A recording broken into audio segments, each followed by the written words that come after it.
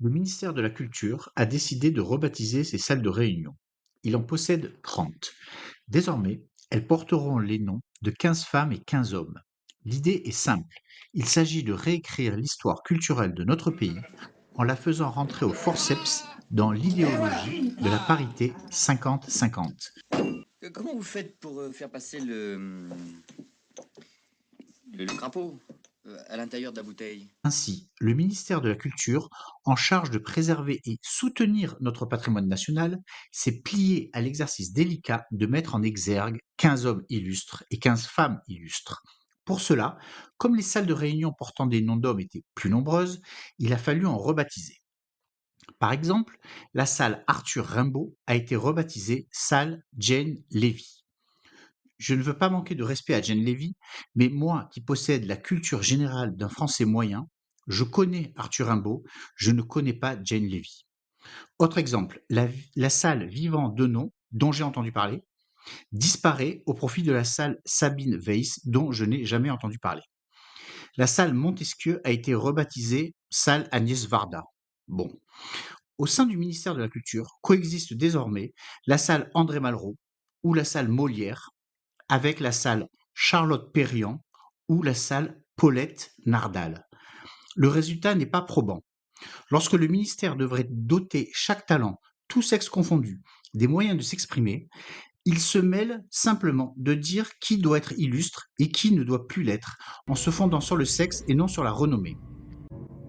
À partir de maintenant, c'est moi qui récompense. Et c'est moi qui punis. Notre histoire culturelle est artificialisée par l'institution même qui est censée la porter. Des noms illustres disparaissent au profit d'artistes qui ont avant tout pour mérite d'être des femmes.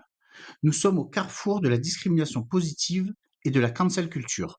La doxa du 50-50 revisite notre patrimoine culturel comme une évidence qui ne peut être discutée. Pourtant, cette parité n'est pas justifiée. Pourquoi faudrait-il absolument parvenir à ce résultat de 50-50 qui seul pourrait traduire notre patrimoine culturel? En vérité, refléter le patrimoine culturel n'est plus du tout l'objectif. L'objectif est d'imposer l'idéologie féministe via une parité qui ne se justifie pas culturellement. Cela traduit la domination de l'idéologie féministe dans le monde de la culture aujourd'hui, comme dans celui de l'éducation ou de la justice et désormais dans celui du sport, avec la parité salariale imposée dans les grands chelem et d'autres tournois, de même désormais que dans certaines sélections nationales au foot. À l'arrivée, Arthur Rimbaud est écarté, non pas parce qu'il est moins illustre, puisqu'il l'est davantage, mais parce qu'il est un homme. C'était une vraie bataille, hein. On se souvient par exemple, il y avait des œuvres majeures comme le Lac des Cygnes qui ont été menacées faute de. On avait dit que c'était pas suffisamment diversitaire. Donc Oui, mais de lutter vous allez contre, non, mais de faire lutter face à contre des les, courants non, mais contraires. de lutter contre les discriminations, C'est une chose, oui. de lutter contre les déterminismes sociaux. C'est un combat et c'est un combat difficile. Mais l'effacement pour certains ah objectifs, ben moi je ne vous suis dites pas. non dans les œuvres Moi je d'art. trouve que la culture c'est pas la déconstruction. C'est pas l'effacement, bien au contraire. Moi, je trouve que on rajoute des choses. On les soustrait pas. Et l'effacement, c'est la censure. En tous les cas, moi, je ne serai pas quelqu'un qui sera aux côtés des censeurs. Voilà.